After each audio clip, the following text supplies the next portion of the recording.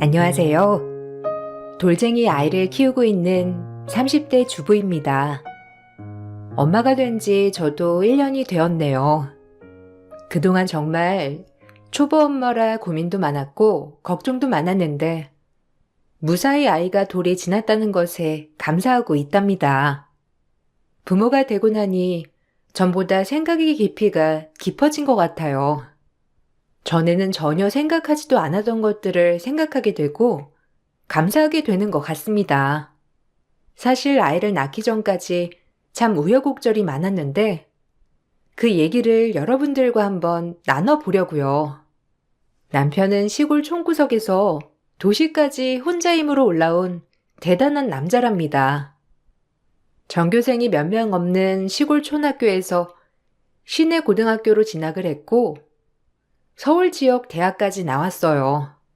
거기다가 누나가 셋이라 처음에는 집에서 애지중지하는 아들인 줄 알았는데 생각보다 연애를 할 때 남편이 시댁 얘기를 잘 안 하더라고요.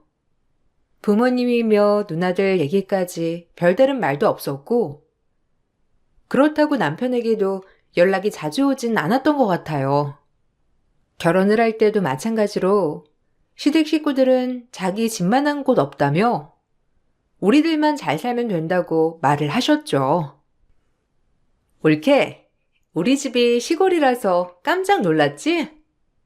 아마 누나도 셋이고 아들 하나 있으니까 엄청 아들 귀한 집이라고 생각을 했을 텐데 전혀 그런 거 걱정 안 해도 돼. 우리 집 그런 쾌쾌 묵은 고지식한 옛 생각 가지고 있는 집 아니니까.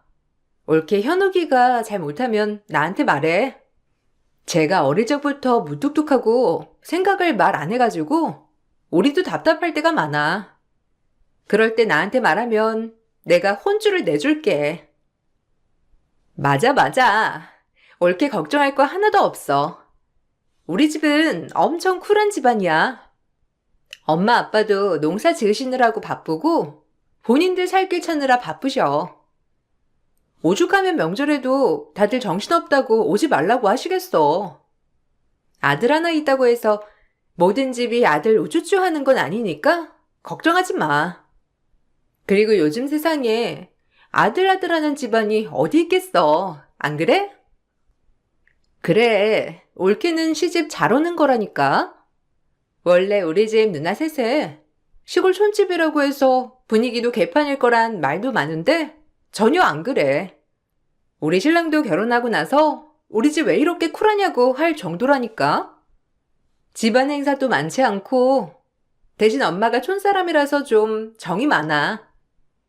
이것저것 퍼주는 거 좋아해서 아마 채소나 과일 이런 건 올케 돈으로 사 먹을 일은 없을 거야. 그런 것만 잘 받아주면 우리 집은 뭐 크게 불편한 건 없지 뭐. 실제로 결혼을 해보니 시댁 식구들은 다 일을 하고 있어서 항상 바빴어요. 신우들도 다 결혼을 해서 본인 가정 챙기느라 바빴고 시부모님도 농사를 지으시니 바쁘셔서 신혼집에 불시에 오시거나 연락을 계속 하시는 일은 없었죠. 처음 결혼했을 때는 보기보단 쿨한 시집이다 생각을 했는데 그런 생각이 확 바뀌게 된 이유가 있었죠. 결혼을 하고 나서 시부모님은 시누이들이 말했던 것처럼 매번 채소와 과일들을 택배로 보내주셨어요. 처음에는 감사하게 받아 먹었는데 사실 점점 그 양이 감당이 되지 않더라고요. 남편에게 중간에서 말을 해달라고 했지만 어째 달라지는 게 없었어요. 아가, 이번에 택배 간 거 받았니? 일하느라 바쁘겠지만 그래도 요리는 직접 해서 먹어야 건강한 거 알지? 나는 우리 현욱이 어릴 때부터 죄다 내 손으로 직접 밥해서 먹였어. 요즘 그 애들 많이 먹는 그런 불량 음식들 말고 오로지 다 내가 손으로 직접 하나하나 반찬해서 먹였다고. 그래야 건강하고 아픈 곳 없는 거야. 채소들 그거 무농약으로 정성스럽게 키운 거니? 하나도 버리지 말고 먹어라. 어머님, 감사해요. 근데 저희가 집에서 밥을 잘 안 먹어서요. 평일에도 저녁까지 회사에서 먹고 오니까 좀 많이 남아요. 어머님, 아버님 고생해서 농사 지으신 채소들인데 이렇게 남기는 게 너무 아까워서 그러는데 저희 이제 그만 보내주셔도 돼요. 식구도 저희 둘뿐이라서 많이 먹지 않아요. 너무 감사한데 어머님께서 애쓰게 보내주신 거 다 못 먹으니 죄송하고 아까워서 그래요. 아까우면 먹어야지. 어떻게든 먹어야지 어쩌겠니? 그리고 나한테 죄송하면 성의를 보여야 하는 거 아니니? 아니 지금 너희 결혼한 지 몇 달이 지났는데 아무리 채소며 과일이며 싸서 보내줘도 고맙다고 말만 하고 입 닫고 땡이니 원. 안 그래도 나도 힘들고 지쳐서 그만두려고 했어. 그리고 그런 거 받으면 어른한테 전화해서 감사하다고 바로바로 인사하고 그래야 하는 거 아니니? 네 집에서는 이런 것도 안 알려주니? 네? 아, 죄송해요. 어머님, 제가 정신이 없어가지고 일 끝나고 집에 오면 너무 저녁이고 낮에는 저도 정신이 없어서 감사해요, 어머님. 안 그래도 남편이 어머님께 연락드린다고 해서 제가 따로 연락드릴 건 생각하지 못했네요. 제가 먼저 챙겨드려야 하는 건데. 됐다. 무슨 엎드려 철받기도 아니고. 나는 그래도 일하는 며느리 들어온다고 해서 좀 기대를 했건만. 역시 도시 애들이라 이런 건 잘 모르나? 어쨌든 재수랑 이런 건 이제 안 보내마. 너희도 잘 안 먹는다고 하고 버린다고 하니 어쩌겠어. 현욱이는 그래도 잘 먹는다고 하던데 네가 안 챙겨주는 건 아니지? 남자들은 집안 살림 잘 모르니까 여자가 알아서 챙겨야 해. 불시에 찾아오고 혹은 연락을 바라시는 건 아니었지만 시부모님께서는 뭔가를 갑자기 해주시고는 용돈을 바라시는 듯 했어요.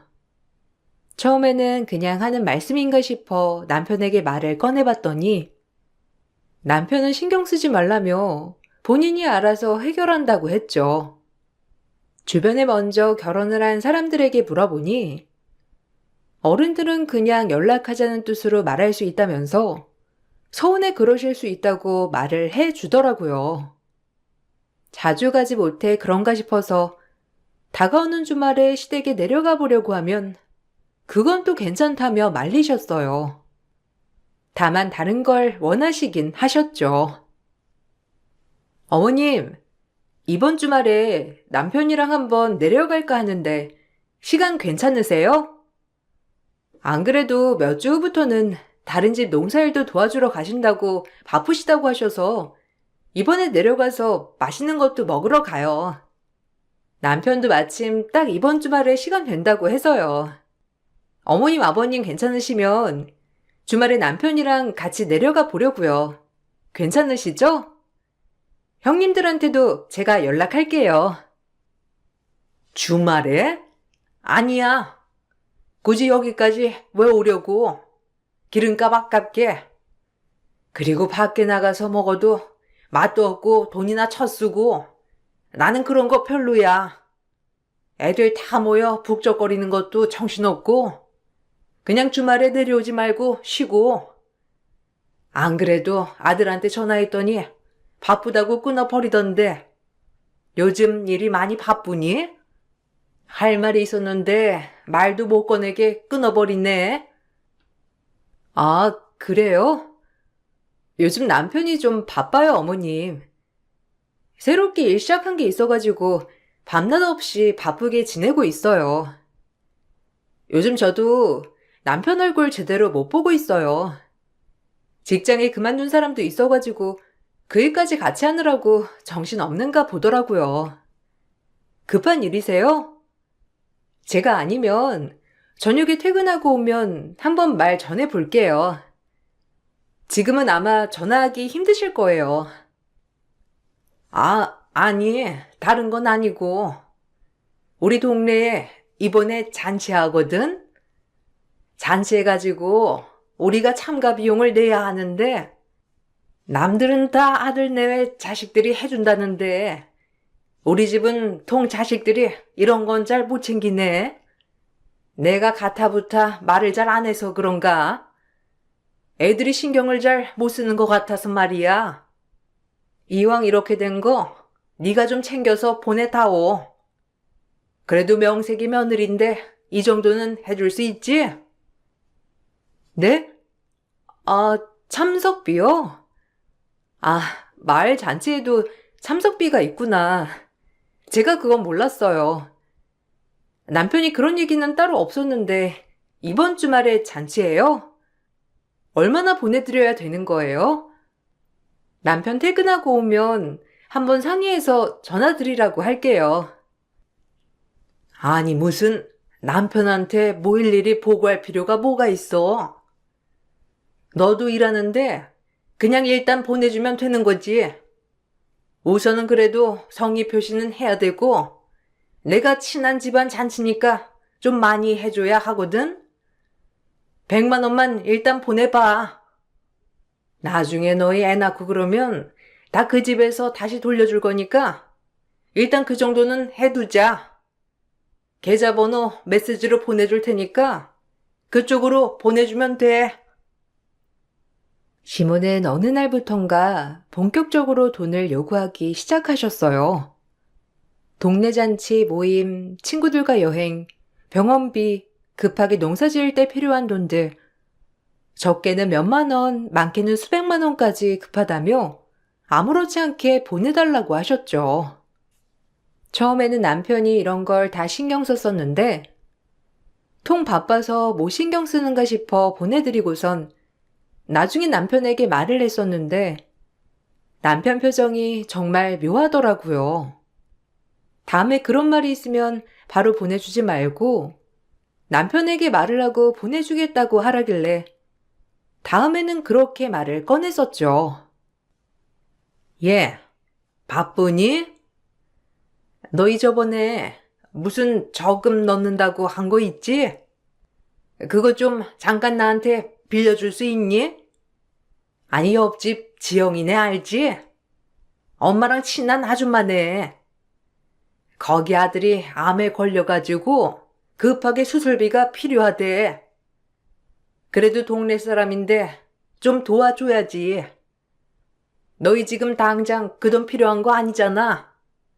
그거 좀 나한테 보내줘. 내일 당장 수술해야 한다는데 어쩌겠어. 네?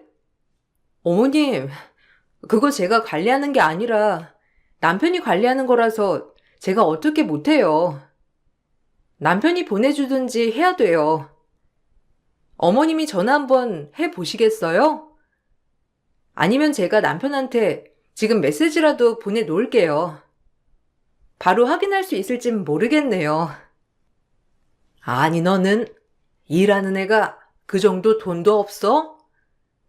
일단 네 돈으로 먼저 보내주고 그 다음에 네 남편한테 말하면 되잖아. 일단 그럼 네 돈 먼저 보내줘.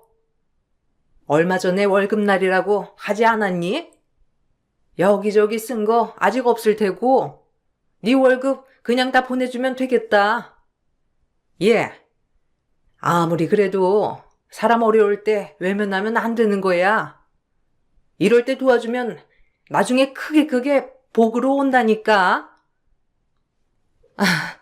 어머님, 근데 제가 그걸 막 보내드리기는 어려울 것 같아요.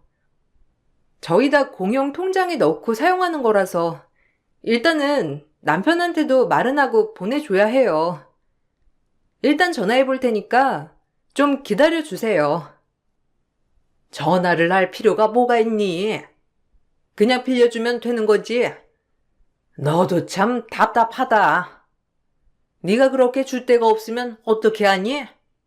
그럼 네 남편이 죽으라고 하면 죽을 거야? 그냥 빌려주면 될걸. 전화를 하네 마네. 아이고, 됐어. 지영 엄마한테 내가 돈 구해준다고 했는데 어쩌니? 너 때문에 내가 생 거짓말쟁이가 됐잖아. 마치 저희 월급이며 모은 돈들을 자신들의 돈으로 생각하는 듯 했어요. 그러다가 저희 친정엄마가 갑자기 몸이 안 좋으셔서 쓰러지셨고 병원에 급하게 입원을 하게 되었는데 마침 시모가 연락이 오셨더라고요. 엄마가 쓰러져 병원에 와 계시다고 했더니 처음에는 걱정을 해주는 듯 하더니만 갑자기 병원비 얘기로 말을 돌리시더라고요. 엄마, 몸은 좀 어떠시니? 그래도 입원하면 괜찮아지신다니까 다행이네. 얼마나 입원해 계셔야 한다니? 검사는 다 받아보신 거야? 이제는 나이가 있으시니까 건강도 좀 챙기고 하셔야지. 우리야 내내 밖에서 농사 지으면서 사니까 따로 운동 같은 거 안 해도 튼튼하지만 너희 엄마는 평생 집안일만 하셔서 몸이 건강하시질 않으시잖아. 밖에서 좀 일도 하시고 그러면 좋으시련만. 꾸준히 운동하셨는데 요즘 일이 좀 갑자기 생기셔서 무리하셔가지고 그러신 것 같아요. 검사도 받았고 결과도 이상 없다고 해서 며칠 좀 더 지켜보다가 퇴원하려고요. 어머님은 몸 괜찮으세요? 저번에 감기 걸리셨다면서 남편한테 연락 왔었다고 들었어요. 병원 가서 검사 받아봐야 할 것 같다고. 검사는 다 하셨어요? 아, 검사할 게 뭐가 있어. 그냥 며칠 좀 아프다가 말았지 뭐. 네 엄마는 보험이라도 좀 들어둔 거니? 며칠 병원에 입원하려면 병원비도 만만치 않을 텐데. 박가사돈께서 일을 못 그만두시는 이유가 있겠어. 나이가 먹으면 건강해야 이것도 좋은 거라니까. 여기저기 아파봐라. 병원비만 나가고. 그나저나 병원비 너희가 내는 건 아니지? 네? 아니요. 보험 처리 다 하셔가지고 저희가 따로 낸 건 없는데. 그건 왜요? 안 그래도 어머님, 저번에 남편이 건강검진 비용 보내드렸다고 해서 저한테도 저희 부모님 건강검진 비용 내주겠다고 하더라고요. 마침 딱 예약하려고 했는데 엄마가 입원하시는 바람에 엄마 검진은 이렇게 받게 될 것 같아요. 어머님 검진 예약 안 하셨으면 제가 해드릴까요? 아니, 괜찮아. 그리고 니들이 왜 사돈 때 건강검진 비용을 내드리니? 그런 건 부모가 알아서 해야 하는 거지. 보험도 들어 계시다면서 자식들한테 그렇게 하나하나 돈 받고 그러면 오히려 부담스럽고 그렇지. 나야 뭐 아들 부모니까 이 정도는 괜찮지만 아무리 그래도 딸 부모는 사이 눈치도 보이고 그러지 않겠니? 마침내 저는 시부모의 마음을 알게 되었어요.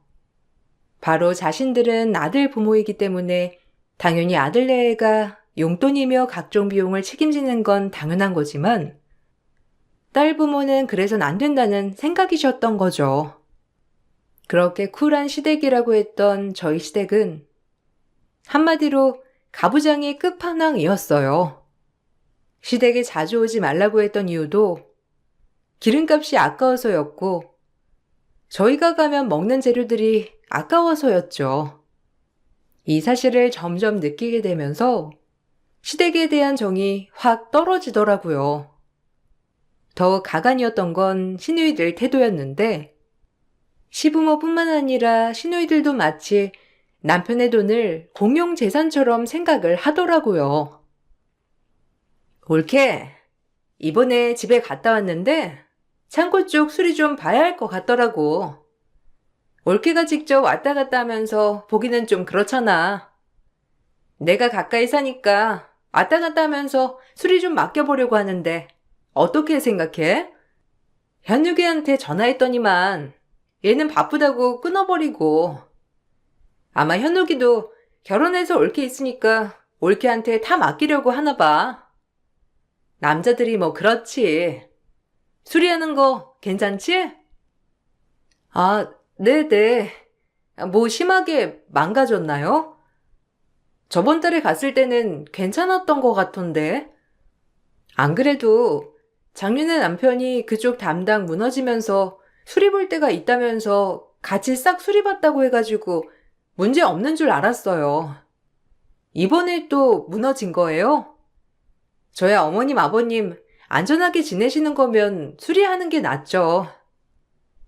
아니, 꼭 뭐 어디 수리해야 돼서 하는 건 아니고 그냥 집이 좀 낡았잖아. 엄마 아빠도 이제 아들 결혼까지 했는데 집 수리하고 그래야지. 그래야 나중에 올케가 와도 모시고 살 때 편하지 않겠어? 내가 며느리라서 그런 거 잘 알아. 시댁집이 좀 깨끗하고 그래야 한 번이라도 와서 더 들여다보지. 어쨌든 현욱이한테는 올케가 설명하고 수리비용 내 계좌로 보내줘. 시부모님 오래된 주택을 수리하기 위한 것이라고 하니 저는 그냥 당연히 돈을 보태는 줄 알고 보냈죠. 근데 알고 봤더니 신우는 수리할 생각도 없었고 그냥 돈을 받았던 거더라고요. 나중에 그 사실을 알고선 남편이 크게 화를 내며 신우에게 다시 받아오긴 했지만 그 이후로는 시댁 식구들이 돈을 달라고만 하면 의심의 눈초리를 보내게 되었어요.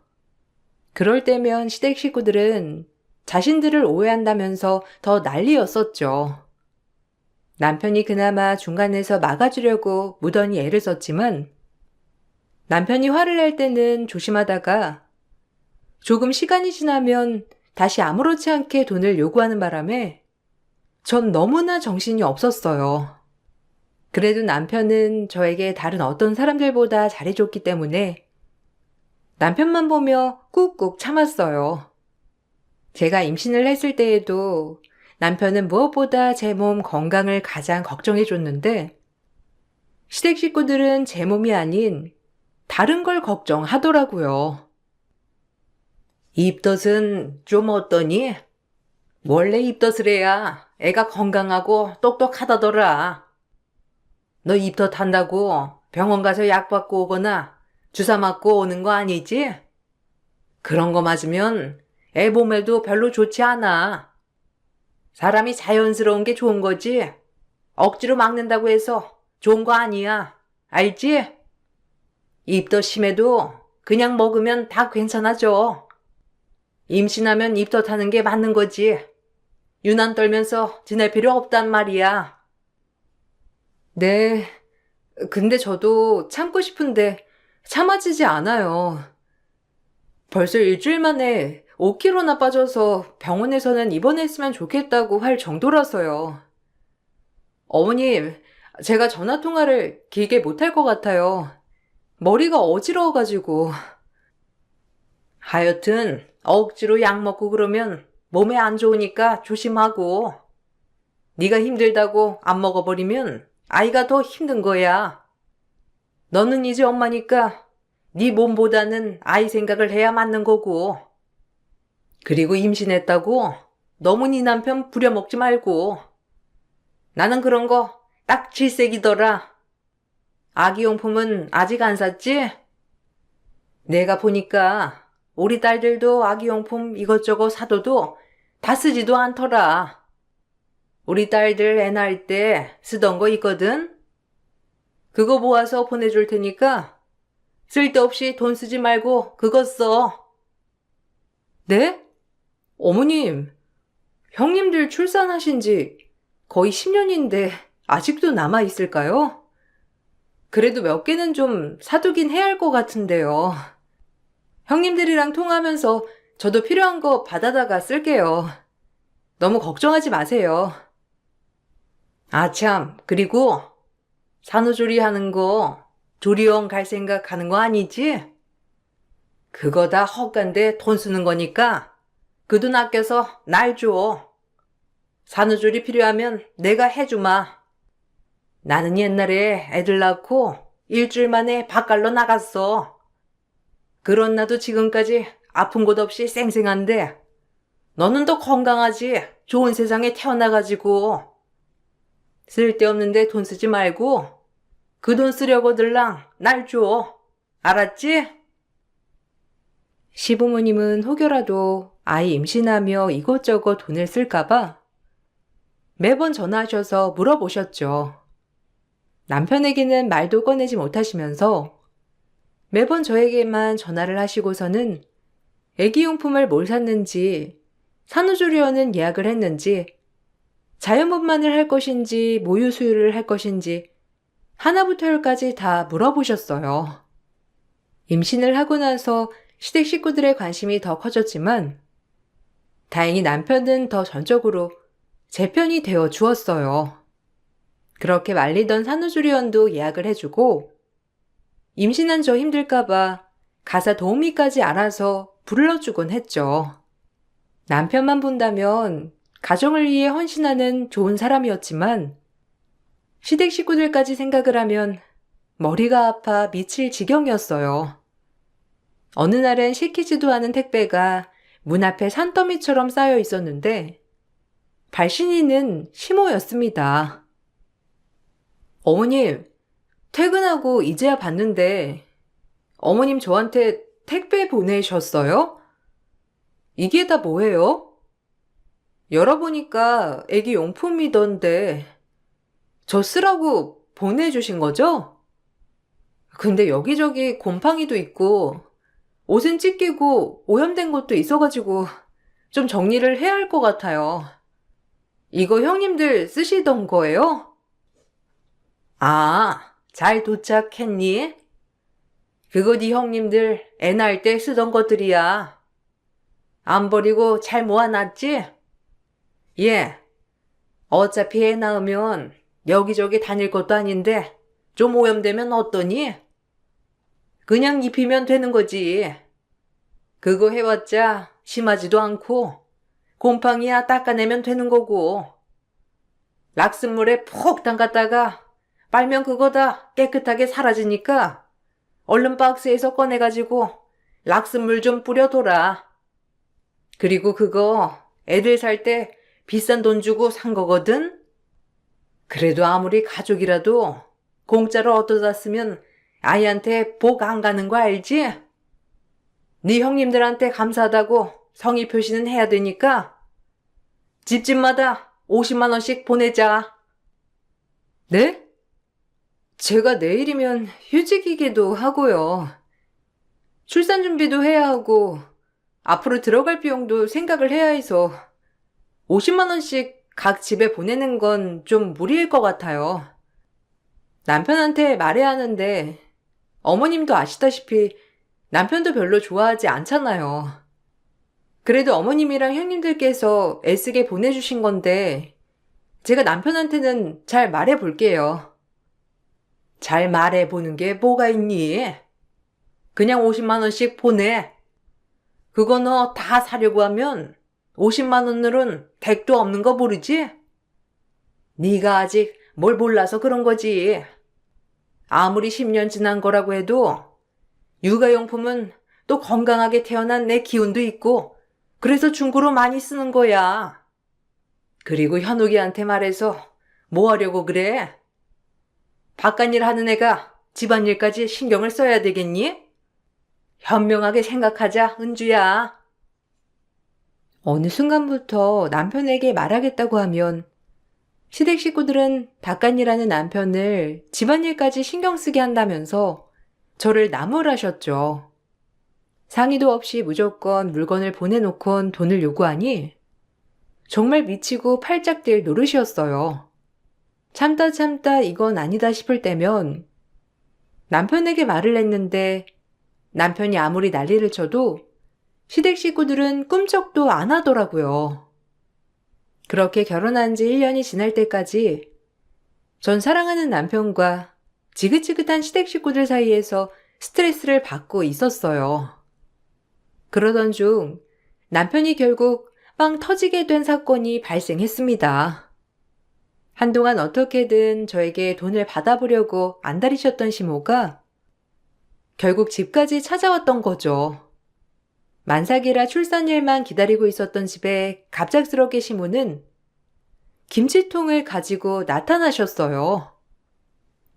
어머, 어머님, 이게 뭐예요? 연락이라도 하시지. 버스 타고 여기까지 오신 거예요?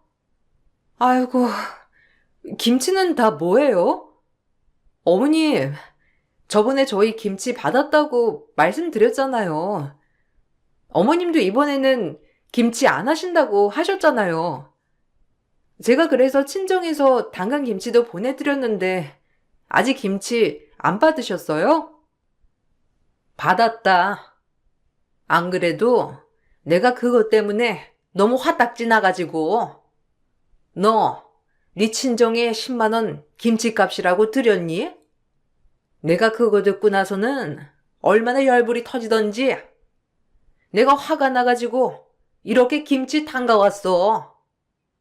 이거 유기농 김치 10포기니까 봉사료 1,000만 원 당장 나한테 보내.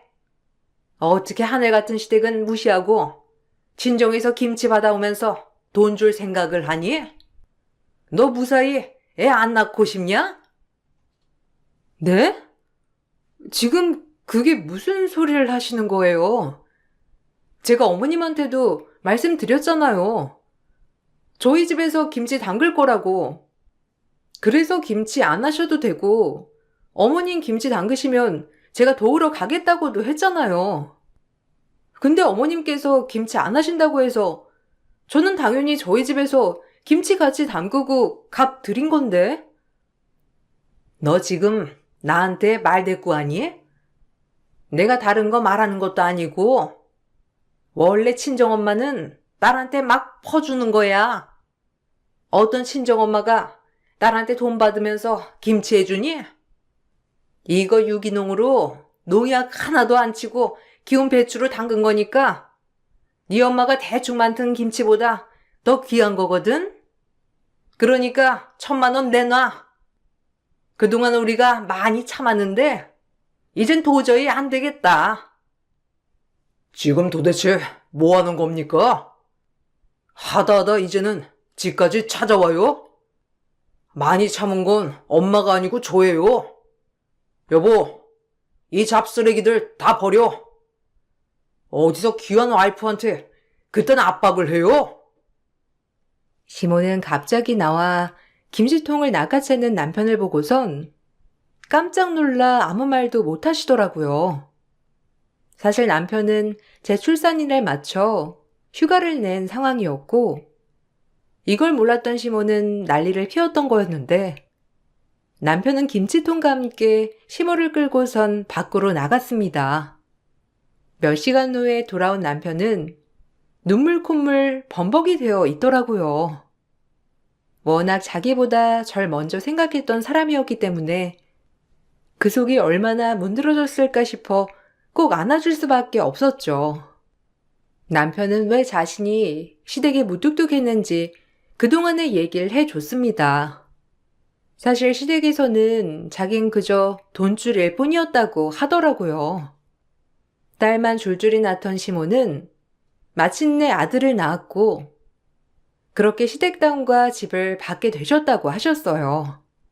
그전까지는 가난하고 찢어지게 살다 아들을 낳고 나서 갑자기 돈이 생기게 된 거죠. 그렇게 받은 돈만 믿고선 시댁 식구들은 일도 제대로 하지 않고 탱자탱자 쓰기만 했고 결국 남편이 대학에 갈 때쯤에는 집만 빼고 모든 재산을 다 탕진했다더라고요. 다행히 대학은 남편이 공부를 잘해 장학금을 받으며 다니게 됐지만 그 후로 생계가 힘들었던 시부모가 계속해서 손을 벌리면서 남편은 대학 시절부터 시댁 식구들 생계를 책임졌다고 해요. 아무리 알바를 해도 혼자서 누나셋과 부모님을 부양하기는 어려웠고 결국 대출까지 받게 되고 그럼에도 불구하고 시댁에서는 아들이니 남편이 부양하는 게 당연하다고 취급을 한 거였어요. 남편이 취직을 하고 나서는 더 심해졌다고 했는데 연을 끊어야 하나 고민을 하던 중 절 만나게 된 거였죠. 연애를 시작한 걸 알게 된 시부모는 남편에게 본인들이 더 잘하겠다며 그제야 사과를 했고 열심히 일을 하는 모습을 보여줬다고 하더라고요. 그걸 보고는 사람들이 바뀌었구나 싶어 연을 이어나가게 된 거라고 했어요. 그런데 결혼을 하고 보니 자기에게 했던 행동 그대로 저에게 뒤에서 하고 있었다는 걸 알게 되었고, 이제는 아빠가 되었으니 더 참으면 안 된다 생각을 했다더라고요. 남편이 엉엉 울며 털어놓는 얘긴 저에게도 충격이었는데, 돈줄로만 봤던 아들이라니 참 마음이 아프더라고요. 그동안 남편은 다른 지역으로 정근을 신청했고, 저희는 빠르게 이사를 가게 되었어요.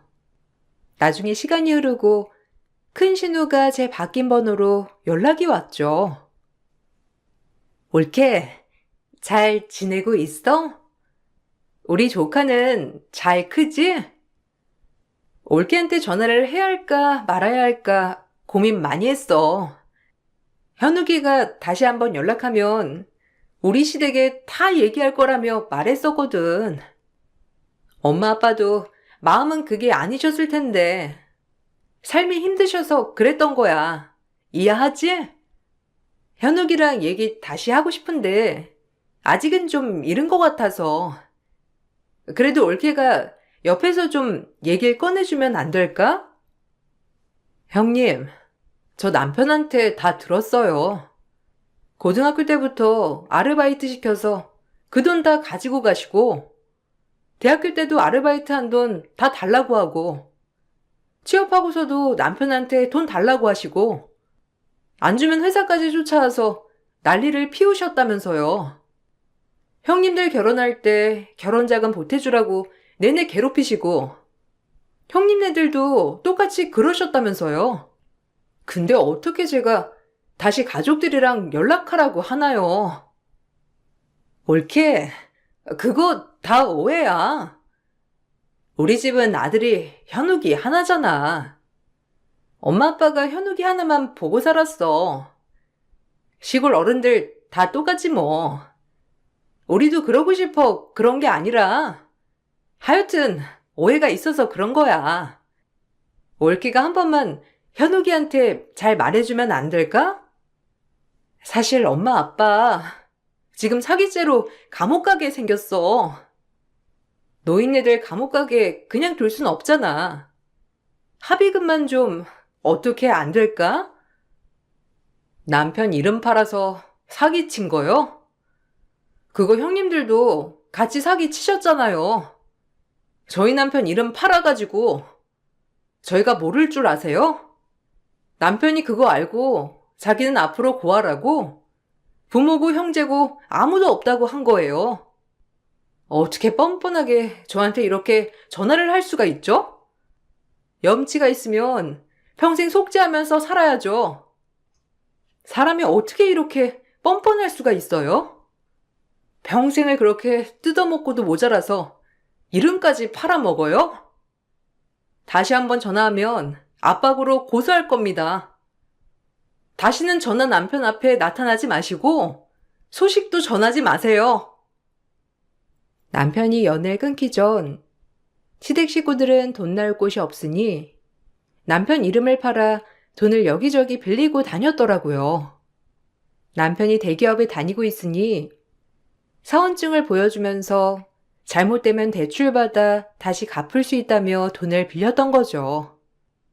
거기다가 남편이 병원비로 한번 큰돈을 이체한 내역이 있었는데 그걸 가지고 매달 받는 용돈이라고 속이며 돈을 빌렸다고 하더라고요. 시부모가 빌린 돈을 갚지도 않고 뻔뻔하게 나오자 채무자들은 남편을 찾아가기 시작했고 그 사실과 더불어 저에게 유기농 김치를 가져다 주면서 돈을 달라고 한 것까지 더해 결국 폭발하게 된 거였어요. 시부모는 사기죄로 처벌을 받게 되었고 그나마 남아있던 시골집도 경매로 넘어가 버렸다고 하더라고요. 얼마 전 마지막 소식을 듣고선 남편은 저와 오랜만에 술 한잔 마시며 씁쓸한 표정을 지었어요. 자신이 무너졌던 이유도 가족이었지만 지금까지 버티게 됐던 이유도 가족이라며 저와 아이에게 고맙단 말도 해주었어요. 가족이라는 게 참 뭔지 많은 생각이 들었어요. 앞으로 남편과 저, 그리고 아이까지 이렇게 세 식구 똘똘 뭉쳐 잘 이겨내 보려고요. 출산을 하고 나서 1년여 동안 저희는 행복하게 잘 지내고 있어요. 사실 천륜을 끊는다는 게 쉽지 않은 선택이라는 거 알고 있지만 남편은 꿋꿋하게 잘 견뎌내고 있답니다. 그렇지만 주변에서는 아직도 아들 하나 믿고 사는 부모를 버렸다고 하시는 분들도 있거든요. 여러분들은 어떻게 생각하시나요? 사연 들어주셔서 감사합니다. 여러분들은 서로 아껴주고 위해주는 가족들과 함께 하시길 바랄게요. 안녕하세요. 저는 그동안에 지긋지긋했던 결혼 생활을 정산하고 남편과 이혼을 하게 된 40대 여자입니다. 10년의 결혼 생활을 하는 동안 정말 많은 노력을 해왔었는데 결국 제가 원하던 아이는 가질 수 없었어요. 그리고 시간이 지나갈수록 제가 받는 상처 또한 점점 더 커지게 되었습니다. 아이를 가질 수 없는 몸이라는 걸 확신하게 된 이후부터 저는 더 이상 시댁에 필요한 존재는 아니었어요. 시부모님한테 손주를 안겨줄 수 없는 몸이라는 게 최종 결정이 나게 되자 더는 저를 가족으로 받아주지 않았습니다. 남편마저도 저에 대한 사랑이 식어버렸다는 걸 온몸으로 느끼게 되었고 앞으로의 결혼 생활이 힘들 것 같다는 느낌을 많이 받게 되면서 심각한 우울증 증상으로 약까지 복용할 수밖에 없는 안 좋은 상황들을 겪어야만 했어요. 여자로서 임신을 할 수 없다는 건 저에겐 정신적으로 너무 힘든 날들이었고 시댁 식구들의 차가워진 모습들까지 더해져 더 이상의 부부 생활은 불가능할 것 같아 차라리 이혼하고 각자의 길로 돌아가는 게 좋을 것 같아 남편과 저녁에 이혼에 대해 진지한 대화를 이어나가려 했는데 그날 남편은 집에 들어오지 않았어요.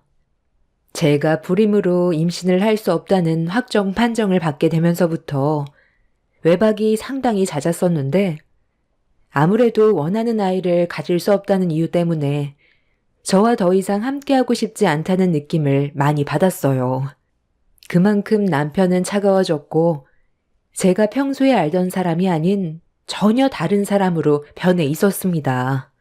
남편과 시댁 식구들의 입장을 이해 못하는 건 아니었어요. 가족들 모두 남편과 닮은 아이를 원하고 있는데 제가 그걸 충족해주지 못하니까 시간이 지날수록 저에 대한 불만만 쌓이게 되었죠. 남편이 저에게 보이는 행동들은 제 입에서 이혼하자는 말을 나오게 만들려는 행동으로 보여 집에 들어왔을 때 이혼에 대해 진지한 대화를 이어나가고 싶었는데 그날 외박을 했던 남편은 제 전화도 받지 않았고 집에 3일 동안 들어오지 않았습니다. 시모에게 전화를 해서 남편이 시댁에 있냐고 물어봤지만 돌아오는 건 시모의 막말뿐이었어요. 임신도 안 되면서 남편까지 밖에서 떠돌아다니게 만든다며 얼마나 힘들면 집에 들어올 생각을 하지 않겠냐고 상처되는 말들을 거침없이 쏟아냈습니다. 제가 시모에게 전화 한 통 한 이후 3일 만에 남편이 집에 들어오긴 했지만 저도 기분이 좋은 건 아니었기 때문에 좋지 않은 말이 나왔어요. 이제 들어오는 거야? 지금이 몇 시인지 알고는 있어? 아무리 나에 대한 안 좋은 감정이 있더라도 집에는 들어와야지. 연락도 없이 3일 만에 들어오면 어쩌자는 건데? 내가 언제 들어오는 것까지 당신한테 보고해야 돼? 알아서 들어올 텐데 무슨 참견이야? 어차피 우리 관계 더 이상 지속할 수 없다는 거 잘 알잖아. 그래, 당신 말대로 우리 관계에 더 이상 함께할 수 없다는 거 나도 잘 알아. 하지만 우리 아직 법적으로 부부야. 그리고 이혼하려면 정리해야 될 것들도 많잖아.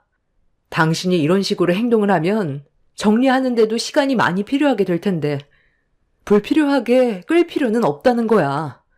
원하는 대로 이혼해 줄 테니까 최대한 빨리 정리하고 각자 갈 길 가자. 나도 이런 대우 받으면서까지 당신과 결혼 생활 유지하고 싶은 마음 없어. 내가 임신 안 하고 싶었겠어?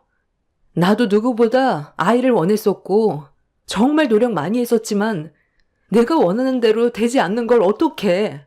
병원에서 시키는 건 다 해봤잖아. 이제 할 수 있는 것도 더 이상 없고 병원에서는 불임을 확정지어 버렸잖아. 그리고 그 말을 듣자마자 당신의 태도 또한 180도 바뀐 거고 그동안 내색을 안 한 것뿐이지 나도 다 느끼고 있었어. 나를 함부로 대하고 막말도 가리지 않고 쏟아내는데도 참고 있었던 건 당신한테 아이를 안겨주지 못한 게 너무 미안해서 그간 아무 말도 하지 못했었지만 그래도 이건 아니지. 이런 식으로 행동하는 건 상대방에 대한 예의가 아니라고. 우리 둘 다 지쳤고 서로가 생각하는 방향은 많이 다르니까 여기까지만 하자. 당신은 어떻게 정리하면 좋겠어? 서로 합의 이혼하는 게 제일 좋은 방법인 것 같은데. 잠깐만. 지금 뭐 하는 거야? 내 말 아직 안 끝났잖아. 당신이 원하는 대로 움직일 필요 있어? 어차피 우리 이혼할 거고, 이제 남이 될 텐데, 나도 내가 하고 싶은 대로 하려는 것 뿐이야. 남편은 갑자기 방문을 열더니 집안에 있던 물건들을 전부 다 밖으로 꺼내 던지기 시작했어요. 저와 대화를 하던 도중 보인 돌발 행동은 저를 당황스럽게 만들었고 남편의 한마디는 저에게 엄청난 충격을 안겨주었습니다. 저와 함께했던 10년의 시간을 허비했기 때문에 그에 따른 위자료를 받아야 한다며 소송을 제기하겠다는 말을 꺼냈습니다. 10년간 함께 결혼 생활하면서 사용해왔던 제 물건들과 옷들을 전부 다 집 밖으로 내던져 버렸고 순식간에 펼쳐진 남편의 돌발 행동에 경악한 저는 입을 다물지 못한 채 분노하고 있는데 흥분한 남편은 저를 보며 다가오더니 제 어깨를 붙잡아 집 밖으로 강하게 밀어냈어요. 최대한 좋게 마무리 지으려 했었는데 남편의 행동은 저를 미치게 만들었고 제 어깨를 잡았던 손을 뿌리쳐 남편의 뺨에 손을 올려 버렸어요. 좋게 해결할 수도 있는 건데 제가 소중하게 생각하는 물건들까지 전부 다 밖으로 내던져 버려 참을 수가 없었고 너무 화가 나서 눈물까지 쏟아졌는데 남편은 제가 본 앞에서 벽에 걸려있던 웨딩 액자를 떼어내더니 그대로 바닥을 향해 강하게 내리쳤어요. 그래도 10년간 서로 의지하면서 힘든 시간들을 같이 이겨내왔다고 생각했었는데 그건 제 착각이었을 뿐 남편은 저와 함께 사는 게 결혼 액자를 깨부술 만큼 싫었다는 걸 이혼 얘기가 나오면서 알 수 있었습니다.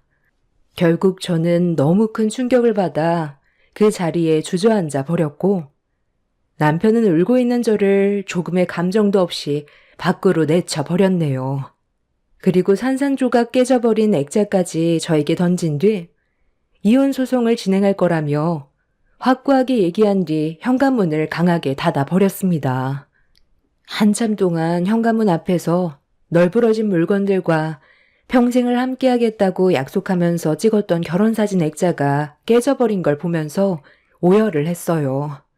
그렇게 그날 이후 남편은 저를 상대로 이혼 소송을 제기했고 결국 지저분한 싸움으로까지 이어져 버리게 되었습니다.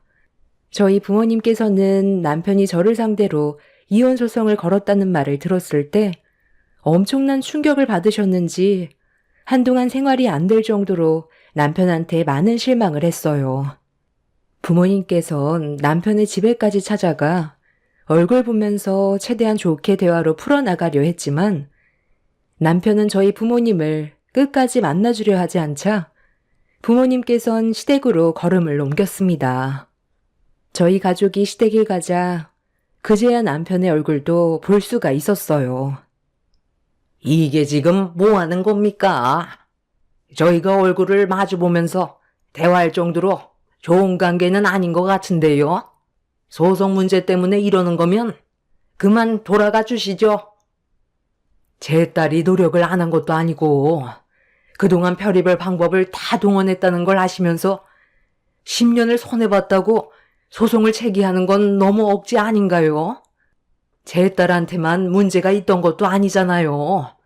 아이를 가지기 위해서는 서로가 노력해야 되는데 천서방은 제 딸을 위해 무슨 노력을 했죠? 임신을 하기 위해 병원에서 하지 말라는 것들이 꽤 있었는데 그걸 천서방은 전부 다 지키지 않았던 걸로 알고 있는데요. 임신을 제 딸이 혼자 하는 것도 아닌데 옆에서 노력하는 모습이라도 보여줘야 되는 건데 본인은 건강하고 문제 없다면서 병원에서 시키는 걸 무시하고 있었으면 그건 천서방한테도 잘못이 있는 건데 무작정 제 딸한테만 탓이 있다고 일방적으로 몰아가면 저희도 좋게 넘어갈 수가 없습니다. 결국 서로가 이혼하기로 결정을 했다면 그래도 적지 않은 세월을 함께 보냈는데 이혼 소송으로 마지막까지 안 좋아지는 것보다 합의 이혼으로 마무리 짓는 게 좋지 않겠어요? 정말 끝까지 지저분하게 가고 싶은 거예요? 제가 뭘 잘못했다고 저한테 문제가 있다는 말을 하는 건데요. 검사해봤을 때 충분히 건강하다는 결과 나왔었고 임신하는 데는 문제가 없다고 했었어요. 건강은 하지만 당신의 정자가 건강하다고는 안 했지. 매갈이 없이 활동력이 너무 떨어진다고 임신도 하기 전에 전부 소멸된다는데 이게 왜 내 탓이라고만 하는 건데? 당신도 일반인보다 개수도 훨씬 적어서 자연 임신은 힘드니까 시험관 시술까지 했던 거였잖아. 그런데 나 혼자 노력해서 임신이 되는 게 아니라서 의사도 당신이 좀 더 신경 써주길 바랬었는데 의욕적으로 도와주지도 않고 병원에 가야 되는데 전날에 술이나 퍼먹으면서 제정신이 아닌 상태로 병원에 갔던 적이 한두 번도 아니었으면서 모든 게 내 잘못으로만 몰고 간다는 게 문제가 있으니까 서로 안 좋은 꼴 보는 것보다 최대한 좋게 마무리 짓자는 건데 10년간 손해본 세월에 대한 위자료를 줘야 된다고?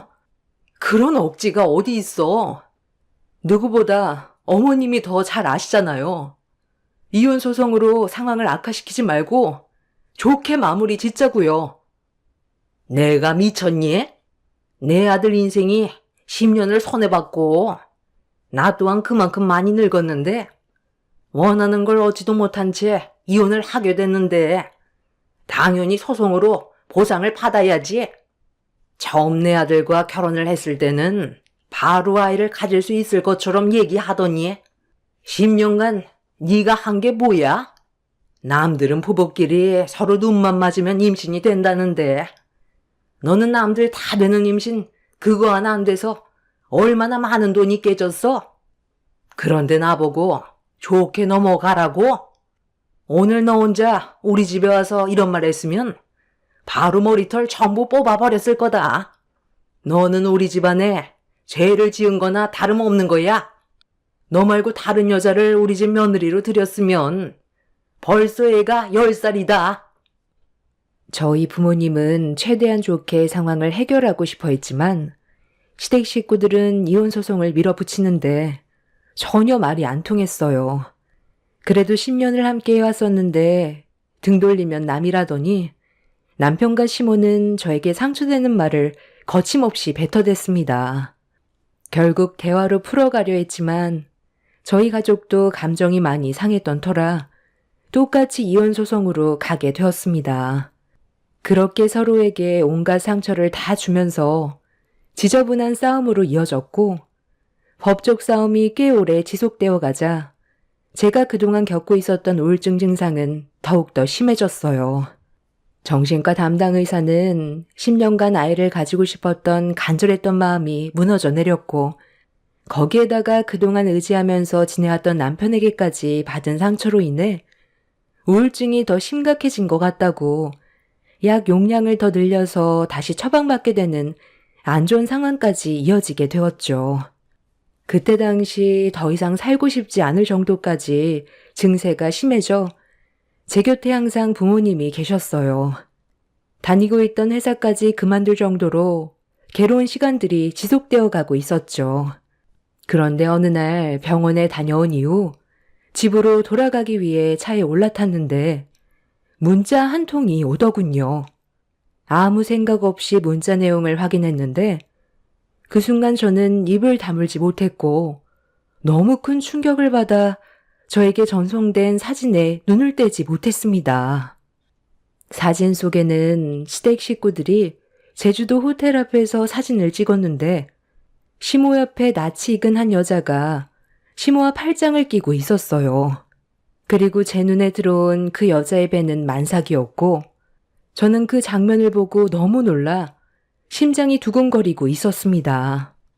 저와 이혼 소송 중이니까 법적 싸움이 끝나면 남이 되는 건 맞지만 아직 마무리 짓지 않은 상태라 법적으로 부부인데 시모 옆에 있던 만삭의 여자는 누가 봐도 이혼 소송 기간 전부터 다른 여자를 만났다는 증거가 되는 거였습니다. 거의 1년 가까이 이혼 소송으로 힘든 시간을 보내고 있을 때 남편은 이미 다른 여자를 만나 새 삶을 저 몰래 꾸리고 있던 걸 전송된 사진 한 장으로 알 수 있었고 시모가 저에게 보낸 문자 한 통에 화가 나 흥분을 가라앉히지 못한 상태에서 전화를 연결하려는 순간 뒤이어 시모에게 또다시 문자가 왔어요. 그런데 두 번째 온 문자를 보게 된 저는 뭔가 좀 이상하다는 걸 느끼게 되었고 시모의 문자를 다시 읽어보니 다른 사람에게 보낼 문자를 저에게 잘못 보냈다는 걸 알 수 있었네요. 법적으로 아직 저와 남편이 부부관계인 상태에서 다른 여자를 만나는 건 엄연한 불륜관계에 성립이 되기 때문에 불리한 상황을 만들지 않을 사람들인데 저에게 결정적인 실수를 저지르게 된 거였죠. 시모는 다른 사람에게 이게 제대로 된 가족 사진이라면서 지긋지긋했던 며느리 갈아치워 속 시원하다며 저에 대한 험담을 늘어놓았던 문자 내용을 보고 어이가 없어서 곧바로 시모에게 전화를 걸었어요. 아무 생각 없이 제 전화를 받던 시모는 예상대로 저에게 화를 냈어요. 네가 이 시간에 웬일이냐? 전화를 다 하고 쓸데없는 말 할 거면 전화 끊을 테니까 용건만 간단하게 말해라. 내가 지금 한가하게 너랑 전화할 상황이 아니거든. 아, 그래요? 저한테 문자 한 통이 왔길래 궁금해서 전화했어요. 이 사진 누구에게 보내주려는 거였어요? 딱 보니까 친구분한테 전송하려는 것 같았는데 지금 상황이 많이 정신 없었나 봐요. 사진까지 잘못 보낼 정도로 옆에 팔짱 끼고 있던 새며느리가 그렇게 좋았어요? 그 여자 만삭이던데. 그럼 저와 이혼 소송 문제로 얘기하기도 전에 만났다는 거잖아요. 문자를 보낼 거면 좀 더 신중하게 확인하고 보냈어야죠. 친구분한테 제 욕을 하는 건 좀 너무한 거 아니에요? 잠깐만. 이게 다 무슨 말이야? 에구머니나. 내가 친구한테 보낼 문자를 너한테 잘못 보냈구나. 뭐 살다 보면 그럴 수도 있는 거 아니겠어? 그런데 내 옆에 팔짱 끼고 있던 여자는 내 며느리가 아닌데? 그건 네가 착각한 거다. 아직 이혼 소송도 안 끝났는데 정신 나간 짓을 하겠니? 멍청하게 너한테 돈 나가는 행동을 하겠어? 쓸데없는 상상하지 말고 너 앞가림이나 차려라. 전화번호를 차단해야지. 너 때문에 내가 마음 편히 여행도 못 다니겠다. 아, 그래요? 저는 또 문자에 우리 새 며느리라고 내용에 적혀 있길래 그이가 저랑 이혼도 하기 전에 다른 새 며느리를 벌써 들인 줄 알았죠. 저도 어머님이 보낸 문자를 보고 이렇게 허점을 드러낼 뿐이 아닌데 왜 저한테 이런 문자를 보낸 건지 처음엔 좀 이상하게 생각했거든요. 그런데 아니라고 했으니 일단 넘어갈게요. 그리고 제가 어머님이 보낸 사진을 유심히 봤는데요. 제주도로 여행 간 게 너무 행복했나 봐요. 얼굴이 아주 활짝 피셨더라고요. 그런데 제가 어머니 며느리로 지내는 동안 제대로 된 여행 한번 보내드리지 못했었잖아요. 그이와 이혼 문제와는 별개로 제 마음 한쪽에 불편했던 거를 좀 풀고 싶은데 괜찮으시다면 지금 들어갈 객실보다 좀 더 좋은 객실로 올려드려도 괜찮을까요? 부담 가지지 않으셔도 돼요. 제 마음의 짐을 덜고 싶어서 그런 것 뿐이니까 어머님은 그냥 받으면 되는 거예요. 그리고 지금 옆에 있던 여자도 그이가 저 몰래 바람 피워서 임신하게 만든 여자도 아니라면서요. 잠깐 안내 데스크에 호텔 지배인이나 관계자분 좀 바꿔주시겠어요? 결제는 제가 바로 해드릴 테니 걱정하지 마세요. 그럼 그렇게 알고 저는 최고가 객실로 업그레이드 해드릴게요. 시모는 태도가 바뀐 제 모습에 많이 당황을 했는지 말까지 더듬거리고 있었지만 아무 조건도 없이 객실을 최고급으로 올려주겠다는 말이 싫지는 않았는지 제가 그동안 남편과 결혼 생활하면서 신경 쓰지 못한 거에 대한 보상을 받아야겠다고 시모는 객실 업그레이드를 받길 원했어요. 그렇게 호텔 관계자분과 전화통화가 연결이 되자마자 바로 저는 지배인의 이름을 호명하며 바꿔달라고 부탁을 했어요. 그리고 잠시 뒤 지배인과 전화가 연결이 되었습니다. 여보세요? 나야 정희. 지금 많이 바쁘지 않으면 내 부탁 하나 들어줄 수 있어? 지금 정면 앞에 보이는 사람들 내 시댁 식구들이거든? 지금 이혼 소송 중인데 거기 임신한 여자 있을 거야. 나 몰래 남편이 다른 여자를 만나 아이까지 만든 것 같아. 그런데 그 여자를 내가 어디서 많이 봤는데 기억이 잘 나지 않아서 너한테 하나 부탁 좀 하려고 하거든?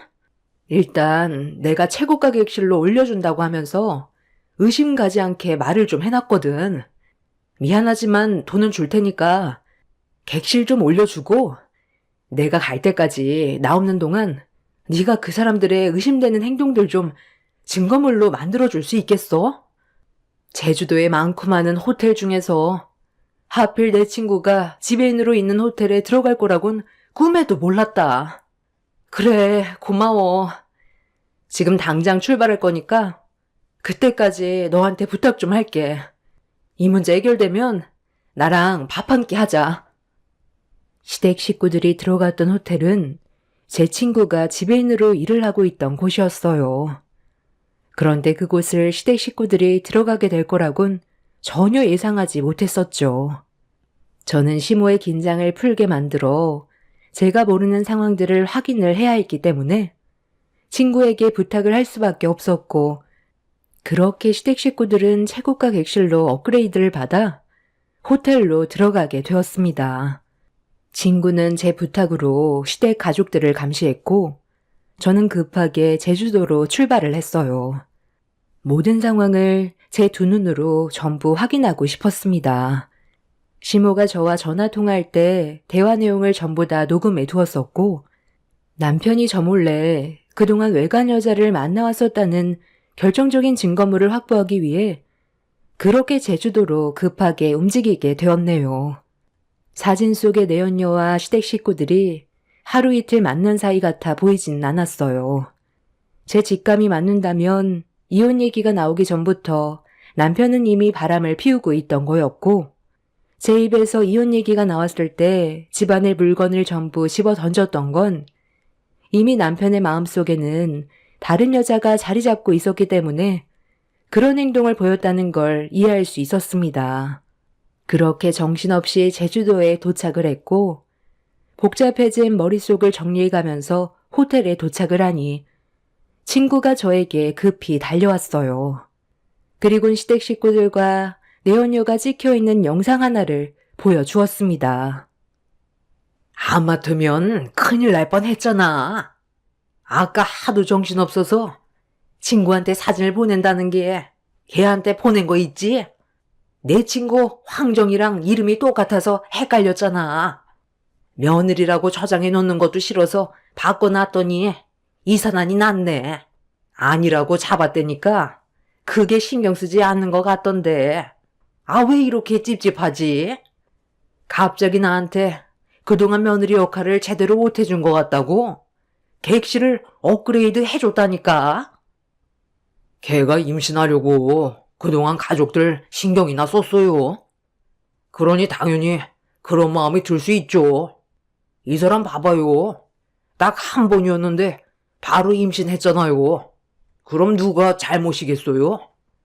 걔가 100% 잘못인데 저한테도 문제가 있다면서 고집을 부리니 제가 화가 안 나겠어요?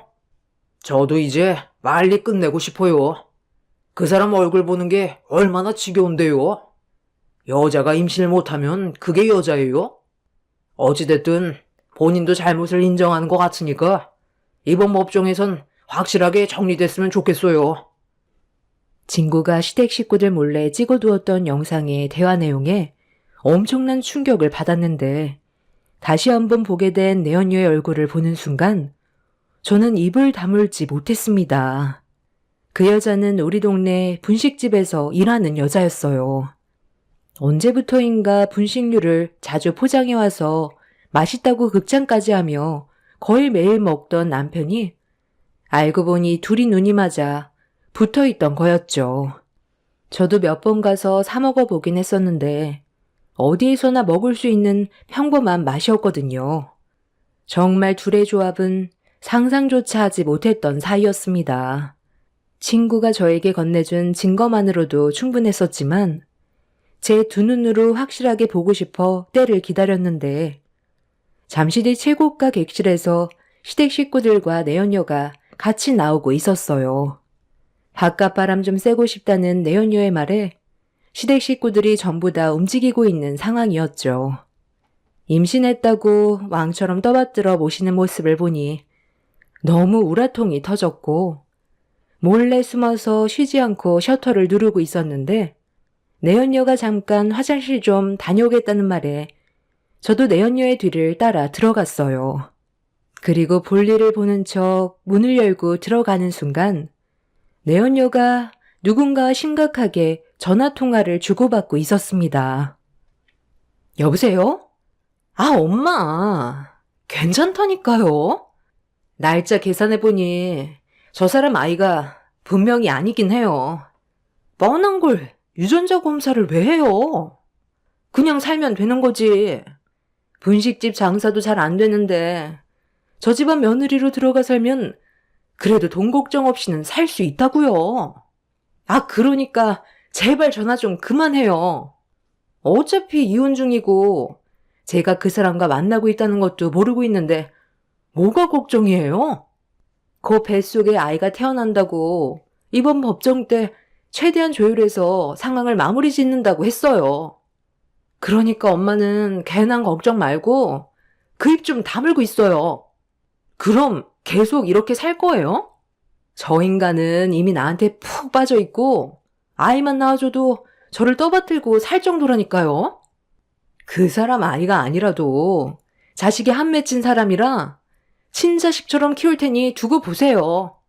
제 인생 망치고 싶지 않으면 엄마도 그냥 모른 척 절대 티내지 마요. 안 그럼 나 엄마 얼굴 평생 안 볼 거야. 자식이 잘 되길 바라야지. 이 나이 먹고 무슨 양심을 따져? 그럼 나 혼자 분식집 하면서 누가 아빠인지도 모르는 아이를 혼자 키우라는 거야?